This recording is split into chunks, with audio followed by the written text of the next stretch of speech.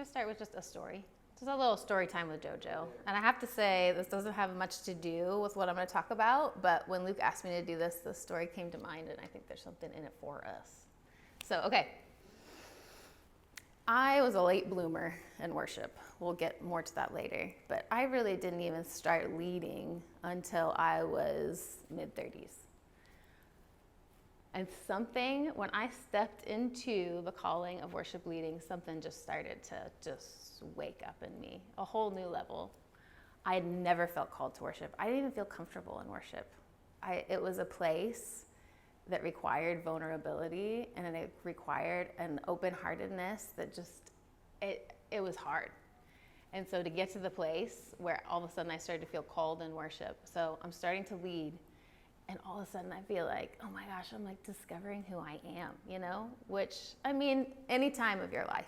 Like, yes, it would have been great if that would have happened at 18, but it didn't. It happened when I was in my early 30s. So I also just started to have these songs wake up in me, and I didn't know how to play an instrument. And suddenly I was like, I gotta just at least teach myself the basics, just like ding, ding, ding, ding, to get these songs out. And so I started writing these songs, and David was my worship pastor at the time. And so all of a sudden, I'm just like, I'm waking up. There's this worship movement that's just taken off, and it's just like, I'm like tracking, there's something happening, so you're just tracking, I had a particular hero. I won't become a total worship nerd right now and start dropping names, but I had a particular person who was just like, man, letting out the eagle cry for me, So all of a sudden one day, I'm on the internets, and this thing comes across Instagram that there is a very exclusive, they're only going to take 40 people, songwriters, to do this retreat in California. You ever see something like that in your heart, just like, and so I said, okay, it's an extensive application process. Just applying was like, I can't do this. It's just multiple songs and like video testimony, and you're like, I'm just getting started. But there was just something in me that was like, even just applying feels like an important part of the process of just putting the flag in the ground and saying, this is what I do, So I'm like, I'm doing it. Simon encouraged me, my bro here. He was like, I'm just going to do it. So they had hundreds and hundreds and hundreds of applicants because this worship movement was just taking off, and people were just catching what they were giving away, So Simon comes over with the video camera, and I'm just like, ding, ding, ding, ding, ding on that. Give my testimony and submit it, and thinking there's just, I felt so proud of myself for even just doing it. Anyway, I submit it. I was in Target. I will never forget the day where the email came across, and I had been accepted as one of these 40 people, and I am like, it was just the Lord. There made no sense for me to be in that room. And so the instant excitement / immediate terror of actually going and being in a room with these people when I feel like, oh my gosh, I'm just like a baby. So I went, and there were 40 of us, and we're in a room, and I'm like walking into the room, and these people who have inspired me so deeply are like standing there with me, and I'm just like, just shaking in my boots, but so grateful to be in the room. And so they packed it in. There was only like 2 days, but they just were providing so much value. And so there was only 4 or 5 people who actually got to share a song, and they got the full accompaniment and the whole thing. And not surprisingly, I was not one of those people chosen to share their song. But then by the end, some of the songwriters who had come all the way from across the world to share their music and to work on their music were feeling like, gosh, I wish we had a chance to share. And so they decided at the very end that they were going to do a showcase, and they were going to open it up. And so anybody who wanted to share their song could. Now here was the catch. You didn't have accompaniment. If you wanted to share your song, you had to get up and play it yourself. And I'm thinking, I'm good. Like, I've had so much value. Like, I'm good. I'm just happy to be in the room. So this sweet gal, Michelle, who's kind of the administrative person in running, and she's like, comes over to me. She's like, I'm putting up the paper. We only have time for 20 of you. She's like, I'm putting up the paper and you go over there and put your name on. And I'm like, no, Michelle, I will barf and then die. Like, that will be what will happen to me. And she's like, just go up. You'll have plenty of time to check it out. Just go up, put your name up. You can cross it off if you don't want to do it. And I'm like, okay. I'm like slowly walking over, hoping that 20 people are going to go before me. And I guess like 15. So I'm like, okay, I have plenty of time to check it out. Okay. You guys, I kid you not. This is right when a little worship movement called Upper Room was like up and coming. And one of my peers in this group, I said I'm not going to name drop, but I am because you have to, the context. Alyssa Smith, who's one of the main gals in Upper Room, who's my peer in this songwriting, she's like, I'm just going to share a little song we've been working on called Fight My Battles. This is what she's busting out in the showcase, okay? This is what we're talking about. So we go, and I'm like, I'm not doing it. There's no way. I don't even barely know how to play this instrument. I'm not standing in front of all my heroes and like just totally embarrass myself. Anyway, so we get to number 14. And this sweet girl goes up, and she's one of the backup singers of the movement. And she is darling, but she is terrified. And you can tell that her friends are like, go on, come on, you can do it, you can do it. She walks up there. Words can't describe. It was terrible. Oh. It was terrible. She was just shaking. She could barely, it was like, barely, right? And we're all just like cheering her on. That girl gave me the greatest gift of my life. Because when she got up and she did that, I thought, she just gave me the gift of risking to be bad. She was brave enough to be bad. And so more than any person who was up there who blew the roof off, and there were many, she's the one who gave me the gift. Wow. Because she risked. And in our little worship circle, we were just talking about this at our worship night as a team. We call it celebrating the splat, you know? Because when you splat, it means you jumped off the cliff. And so I thought today, when Luke asked me to do this, you know what? If the worst thing that happens is we're going to celebrate JoJo in the splat, and it's going to release something in the room, and you're going to think, well, I can do better than that. All right. But that doesn't have anything to do with what we're going to talk about. But, okay. Can we just start with a basic truth, which is words are hard. Does anybody feel like words are hard? Like, words are hard. And the thought of distilling down this message that is so huge in my life, in my testimony, in my heart, into some bullet points and into 30 minutes is incredibly overwhelming. But,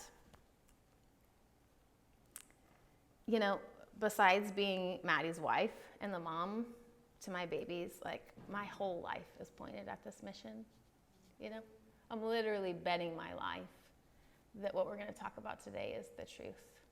And so we're just going to dig in together. We're going to dig into some scripture. I really want to base this off of my testimony. I really feel more like I'm sharing than teaching, but I just want to set us up on the foundation of the truth of the word. I want us to see this in his word, and then I'm going to share a little bit about myself. Does that sound good, you guys? Yeah. Okay, great, because that's what I planned. Okay.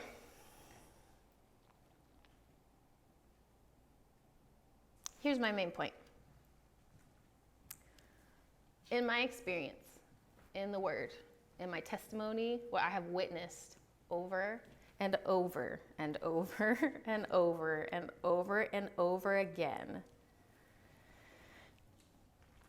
is that worship is an effective vehicle to breakthrough and freedom. Yeah, that's right. That's good. This makes a lot of sense to me. Luke had us, we were at like our leadership meeting for Selah, and he made us all take personality tests. Thanks, Luke. It was interesting because my personality was half split between feeling and thinking. And so I need to feel that it's true in my spirit, but it also needs to make sense to my brain. And I have to say that this truth makes a ton of sense because the word gives us the location of freedom. Yeah. There is a specific location where we find freedom. Where what is, there's freedom. That's right. A plus. Where the Spirit of the Lord is, that's where freedom is. And when are we more in tune with the Spirit than in worship? Isn't that the point, right? Yeah. Worship is our opportunity to enter in, to switch our posture from self-centeredness to God-centeredness, from self-consciousness to God-consciousness, from self-seeking to God-seeking. Wouldn't it make sense that we have greater access to freedom in that place? Why? He's not really changing in worship. Who's changing in worship? Yeah, we are. Thanks, Maddie. We can't be consumed with self and worship at the same time. It's antithetical. It doesn't work. Yeah, that's right. But it's okay if it takes us a little time to get there. You ever start worshiping, enter into worship, and you're like, I'm really full of me right now. I'm really full of what I'm going through. I'm full. And it's going to take a little bit of a process here with the Lord, right? To get the me out, right? Okay. So who wants to dig into a Bible story? Luke does. Yes.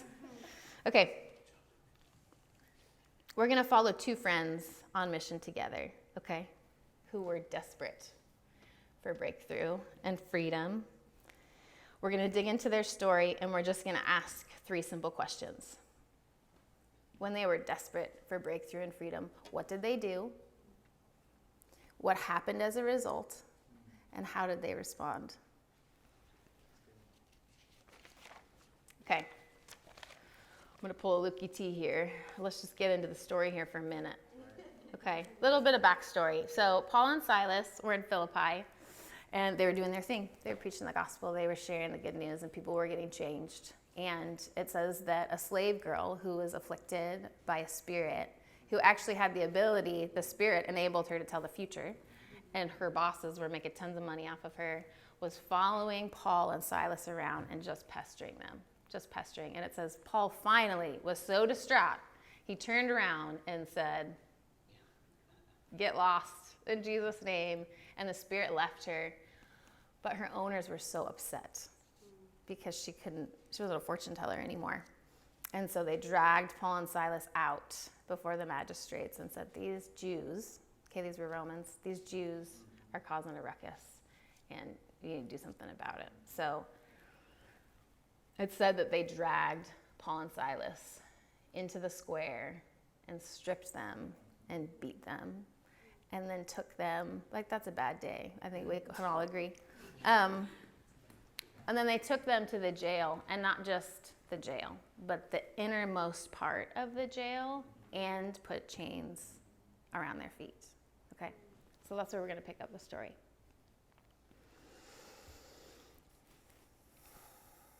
About midnight, Paul and Silas were praying and singing hymns to God, and the other prisoners were listening to them.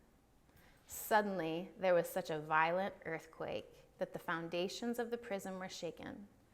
At once, all the prison doors flew open, and everyone's chains came loose. The jailer woke up, and when he saw the prison doors open, he drew his sword and was about to kill himself because he thought the prisoners had escaped. But Paul shouted, "Don't harm yourself. We're all here." The jailer called for lights, rushed in, and fell trembling before Paul and Silas. He brought them out and asked, "Sirs, what must I do to be saved?" They replied, "Believe in the Lord Jesus, and you will be saved, you and your household." I love that. You and your household. Then they spoke the word of the Lord to him and to all the others in the house. And at that hour of the night, the jailer took them and washed their wounds. That's a heart change. Then immediately he and all his household were baptized. The jailer brought them into his house and set a meal before them. He was filled with joy because he had come to believe in God, he and his whole household. That's like a pretty powerful worship set that comes out of that place, right? I just love this story. It's so epic. You can just picture this happening in a movie, But it's so stinking practical, and that's the two sides of me, right? Like spirit, the epic, and then they're like, but what does it mean, and what do we do? So what did they do when they needed breakthrough? Have we all been there where we just desperately need breakthrough or freedom from something, or next to somebody, loving somebody who needs it too? I think one of the powerful things that happened is that Paul and Silas stayed in one accord. There's something that happens when we get and we're worshiping together. You can have really powerful times of worship by yourself, but I think that we can all agree that something different happens when we come into the room into agreement and do it together. How different would the story have been if Paul and Silas would have not been in one accord in this moment? I think that would have been incredibly valid, right? If Silas sat down there and they're naked and beaten and bloody, and Silas is like, let's sing. And Paul's like, I've had a hard day, you know? Or, hey, let's sing, let's pray, let's do it together. And Paul's like, what are you talking about? Like, let's figure out how to get out of these chains. Let's come up with a strategy. What's around you? Let's try and get out of this. But they were in one accord. And then they worshiped. One version says that they were singing a robust hymn to God. They were mustering up a robust hymn after that day. That's inspiring for me. It makes me want to get a little tougher. You know? How often we come into church and you're like, bleh. And you're like, if Paul and Silas can muster up a robust hymn after that, like, come on, kids, right? So they worshiped because they were looking up. It would have been really tempting to look down at what was around their feet, right? It's really tempting when we're chained to be focused on the fact that we got some shackles on, right? It's really tempting. But they didn't do that. I don't feel like they were ignoring that fact. I don't feel like they went all toxic positivity. You know, there's a saying that I don't love. But I understand what people mean when they say it, which is worshiping the Lord despite your circumstances. I don't like that at all. I don't think that's what he's calling us to. I think he's calling us to worship him with our circumstances. He wants us to bring the truth to him, okay? But he doesn't want us to get lost in our circumstance. He wants us to bring it up, right, to him. And then they prayed. They sought the Lord, and I imagine that they were asking for some help, right? I wonder what that prayer was like. Yeah. I have seen this mixture be incredibly effective. I'm not saying it's the only way to freedom. Like, the Lord can free us all in a moment. But I have watched this mixture of elements work over and over and over again. I don't know if you guys remember, but Aaron Gawadi gave a testimony like this maybe a month ago, where he was in need of breakthrough. And he got together with his cadre. Okay, they were in one accord. They worshiped. They were in the atmosphere of worship. He asked for prayer. They prayed and they worshiped. And what happened? Jumped to his feet, breakthrough, right? So it's just a little micro of this macro truth, you guys. It works. I'm telling you, it works. Okay. So what happened as a result? That's what they did. But then what happened? Can you imagine the Lord's heart in this moment of them worshiping in this circumstance? I mean, let's remember, like, God's a father, right? I think about it. I just think about my own kids, you know. What must he have been feeling in that moment to watch his boys out there on mission with their whole heart, to watch them go through that, to be imprisoned, and at the end of it, they're singing songs of thanksgiving.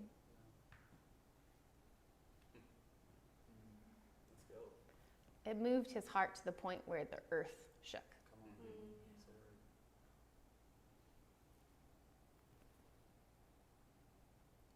We have the power of influence with the Lord, and it's crazy to think that we do. We can influence his heart. We impact his heart through prayer and through worship. That's what relationship is. Do we have relationship if we don't have any influence? No, the Lord gave us the gift of influence. And worship is one way that we get to do that. And it moves him. And so I'm not saying that worship breaks chains. I'm saying that worship moves the heart of the chain breaker.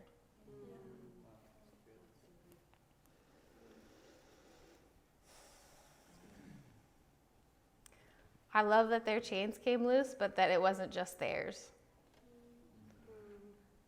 It broke everybody's chains who were just near. Like, isn't that wild? These other prisoners, they were not worshiping, but it said they were listening, and they were in the atmosphere of worship. They weren't even trying, but they were in the place where freedom is. And so what happened? I gotta say, this is one of the reasons why we do Cabin and why we try to do it as close to downtown as possible, is because we believe that the Lord isn't just gonna break our chains off and we become more and more free, but do we believe that just by being around it, just by hearing it, that something could change in people? Crazy town.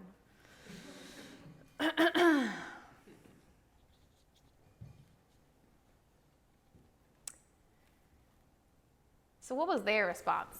This is one of the best parts of the story. Okay?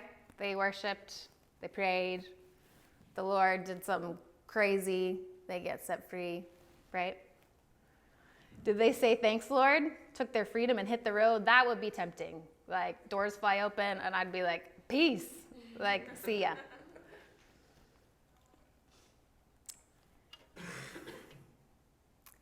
But you know, I feel like immediately, because they were in tune with the Spirit, that they knew that their freedom wasn't just for them.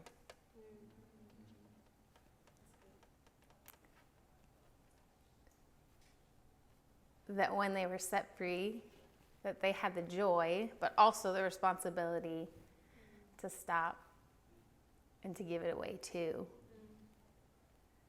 I think that's really important for us to keep in mind as we fight for our own freedom, as we fight for the freedom of the people that we love, as we fight for breakthrough. It's not just for you, because freedom is really contagious. Have you noticed this? Have you ever gotten in an atmosphere? We have any Swifties here? Yeah, Rachel was just telling me about going to the movie with a bunch of teenage girls. And she said it was like 15 minutes in and they were all in the aisles just singing their hearts out. And by the end, there was just a couple of dudes just sitting in their chair. Or at a sporting event where you're just going nuts, right? And so all of a sudden, maybe quiet, reserved you is just like face painted, like, roar! Like, freedom is contagious. I've seen this in worship over and over and over and over again, where there is an atmosphere of freedom, and all of a sudden then I look up and I'm like, so-and-so is jumping. I've never seen that person jump before. I've seen this happen in relationships. Maybe you're in your cadre and somebody who's really close to you is getting free, and all of a sudden you're like, I want that. You start catching it, you know?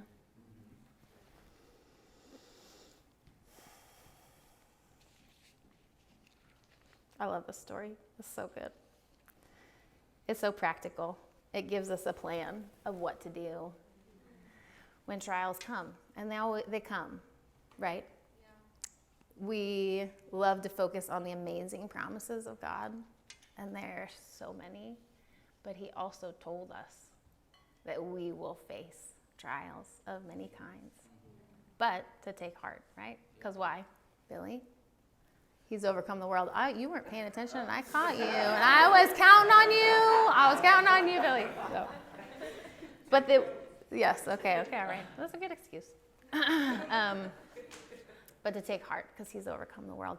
So isn't it great to have a story where there's a super practical plan of when I find myself in this situation, what can I do, you know? That you can be in community, then you can get in one accord. that you can enter an atmosphere of worship, that you can seek the Lord, right? Right. You guys good? Everybody good? Good. I'm going to dig into a little bit of my story. I got 15 minutes. We can do it. Water break. How hot was everybody yesterday? Yeah. How was at the pumpkin patch? It was wrong. Like, where's my fall weather?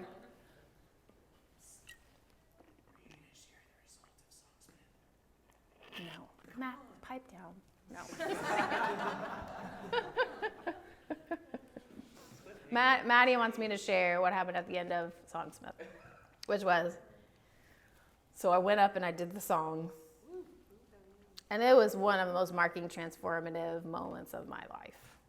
It marked me forever, and I'm so thankful that that sweet gal was brave enough to give me permission that I could do it too.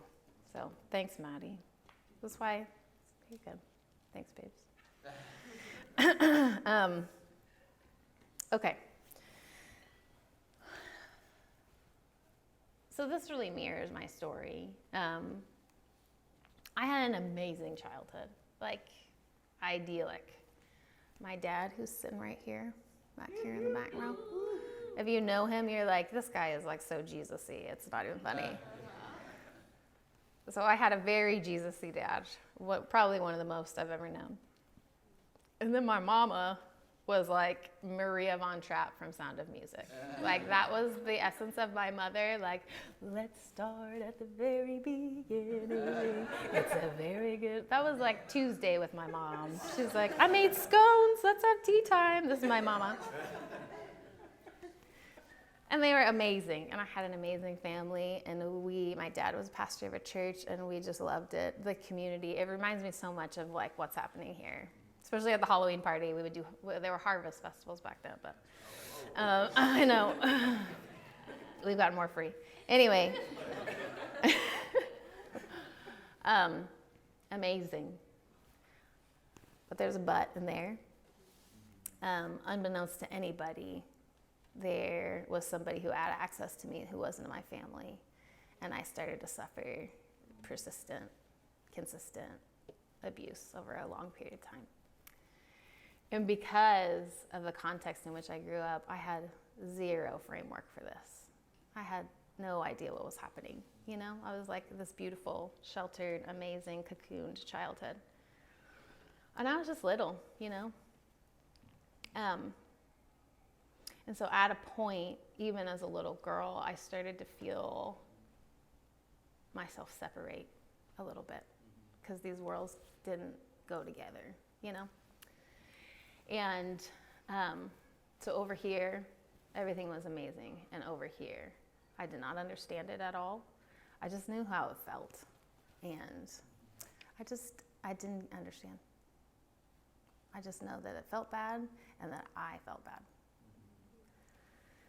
But fast forward, this person ended up moving away. And my childhood continued to be amazing. And then adolescence hit. The pressure system of adolescence hit. Anybody ever had a pressure system hit them and it reveals what's there? A traumatic event happens and all of a sudden you're not just dealing with that trauma, but a bunch of unprocessed grief and trauma hits you like a tsunami all at one time. And as a teenager, I had become more aware of what had happened. And you know, pressure was increasing, emotional pressure, social pressure, academic pressure. And suddenly, it was so suddenly, I just felt like a whale from the deep. And if you know me, you know I don't like whales at all. I blame Pinocchio, that's why that is. I just felt like this monster from the deep just came up and just swallowed me. And just took me down. Nobody talked about depression back then. Nobody. We talk about, how many times did you hear the phrase anxiety and depression? Probably 50 times a day now. And I'm thankful for it because I had never even heard that word. I had no idea what it was. I all of a sudden was like, what is wrong with me?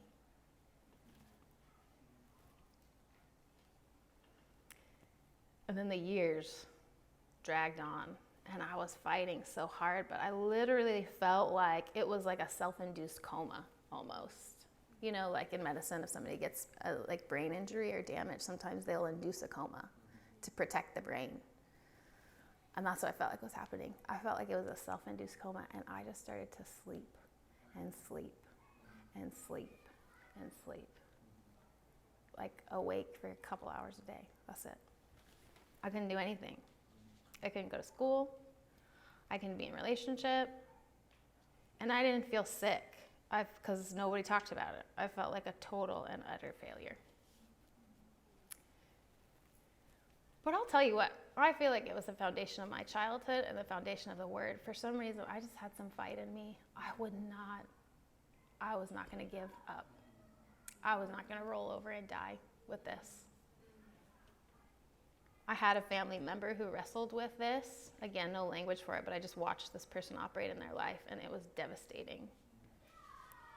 A mom and a wife, and I just watched it just wreak havoc on their life, and I was terrified. And so what happened? I tried everything. I came at it from all ends, and I just didn't. There were some things that would help, but nothing was curing me. And so honestly, I felt like this was the empowerment of the Spirit, because it makes no sense of how I could have mustered this up, which was, I just felt the Lord say, like, would you go on a journey with me? And I'm like, where are we going? Everything is scary. I can barely go to the grocery store. But she's like, would you trust me? Would you just come with me? And I'm like, okay. And so I did the scariest thing that somebody who's wrestling with that deep. The person who treated me said that I was the most clinically depressed person they had ever treated in their practice. So I got on an airplane and I flew across the ocean. I had never been away from home. I was scared. There is no hiding when you sign up to share a room with 7 other girls. There were 8 of us sharing a bathroom. That's discipleship in and of itself. It was one of the biggest risks of my life. I was not assured that I could do it. But I'm like, I'm going. Because if this is the thorn in my side, if this is a chain I'm going to wear forever, I just want to be near Jesus. Why have it on, And so I went.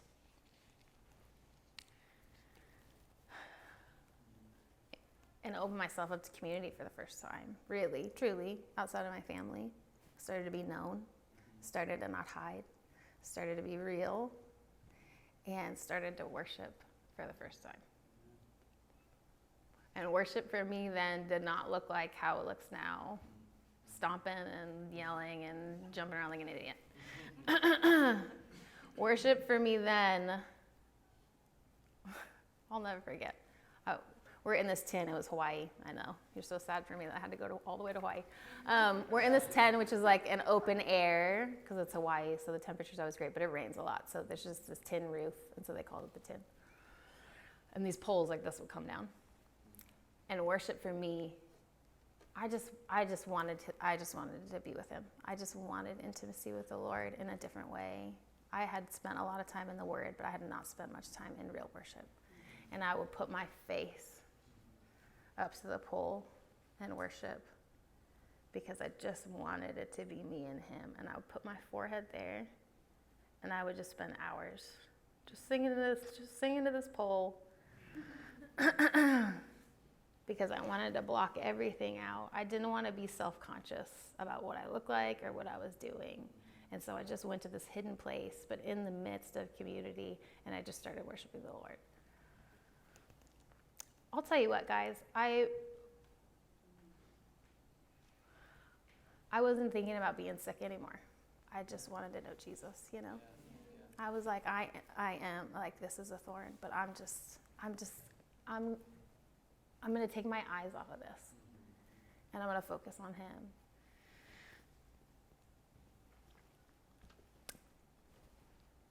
And it was a 6-month process, and I'm so thankful. I needed that much time. But you guys, I left sick. And I came home well. And I left in chains, and I came home and they weren't there anymore. And here's my favorite part about this story. It lasted. You ever need to hear a story of a lasting freedom?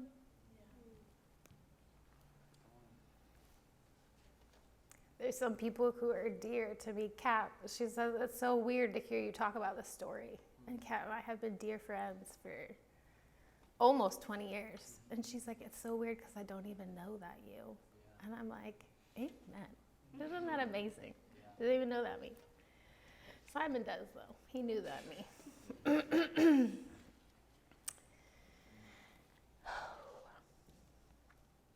So where are you at in your freedom journey? We're all on this journey together. This is what maturing as disciples look like. It looks like getting freer and freer and freer and freer. And for me, that has looked like less and less and less and less of me. And I have found worship to be an amazing way to get the me out, you know? And so that's what we do when we engage in worship. I just have a couple takeaways that I just really want to hit home.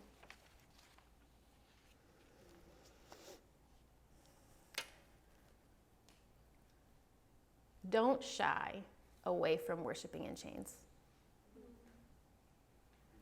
This is not natural. I think there's something in us that it feels hypocritical to be in chains and to enter into a place of worship. But it's not hypocrisy. It's the cure. It's what we need. So if you're feeling bound up by something, you're not a hypocrite for stepping into worship with your whole heart and boldly coming before the throne with an unveiled face. This is what Jesus died for. He closed that gap for us. He closed the gap between God's holiness and our humanity. And so now there's no more separation. And even when we're struggling, we can boldly come before the throne and worship him. I think about my own children.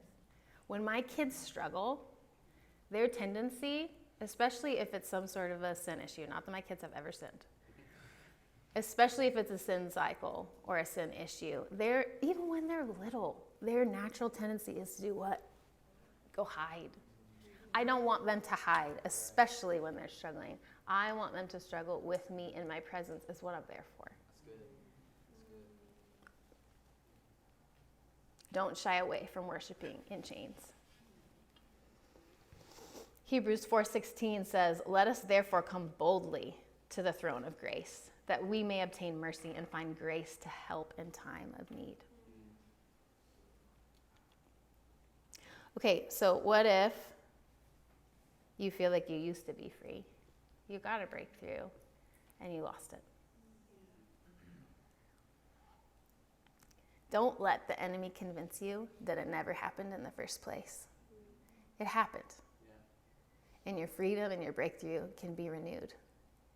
Every morning it could be renewed if you need it. His mercies are new every morning, right? You have to go back the way you came. What happened when you got your breakthrough? What was going on? What were the activities that you were participating in? Who were the people you were around? What were you watching? What were you listening to? What were you doing? You can't expect to maintain the ride of freedom if you've gotten off the train. Oh, my time's up. It's time for me to end. Sometimes what I need. Hello, and wrap it up. Okay. I lost my train of thought. I don't know why. I had a train. Oh my gosh, there it is. Okay. You guys, there's no shame. There's no shame. If you've gotten off the freedom train, get back on. Get back on. Sorry, guys. I've been too serious for too long. Okay. Okay, lastly. So, If you're in need of breakthrough, if you're in need of freedom, if you got it and you feel like you've lost it. Number 3, you have it. You've maintained it. Are you using it?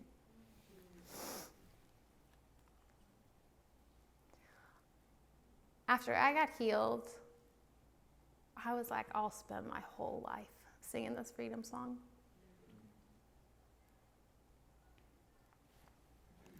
My whole life is pointed at turning around and hoping that I can bring people along, you know?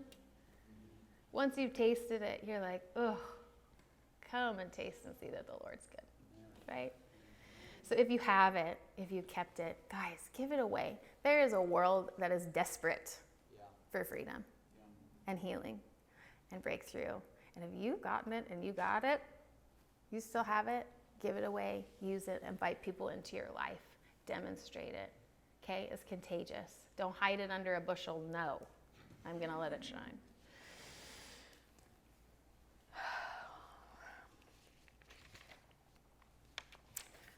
I'm gonna invite the worship team up. I'm always the worship team. I don't ever get to say that. It's kind of weird. You know, we talked about an essential element of this breakthrough, I think, is prayer. I think it's amazing that worship has caught on, and worship has had some time in the sun. There are amazing worshipers and worship movements that we all get to enjoy the fruit of. But I'll tell you the difference. I watch people get breakthrough and the Lord starts to stir in worship, and then there's nothing after. And guess what? It doesn't stick as well. We have to put the bookend on this time. You have to put the period on it. Okay? Get prayer. Yeah. If you need breakthrough, if somebody you love needs breakthrough, could we be a community that's not afraid to just get up out of the chair and go have somebody pray for you? I've seen this be an important element of the process of breakthrough. Maddie has a story like this, just getting wrecked and opened up in the soil, just being tilled in his heart in worship. But it took one of his best friends saying, come over here, and praying over him. And something broke that day. After lots of time of behavioral modification and fighting, something broke in the moment of somebody who loved him, praying for him. So I know that we have people available to pray in the back. Take the opportunity, you guys. It's a gift. It's such a huge gift. I just feel like the Lord's saying, just don't settle for chains. Don't settle. Don't settle, you guys. Not you, not your friends, not your family, not for anybody. We don't need to settle for chains. Our destiny as believers is a free life. Amen. It is our inheritance, and it's available to us. So I love you guys. Let's lean in and worship, and if you need prayer, let's get it. There's also elements in the corner if you just need to take some time with the Lord.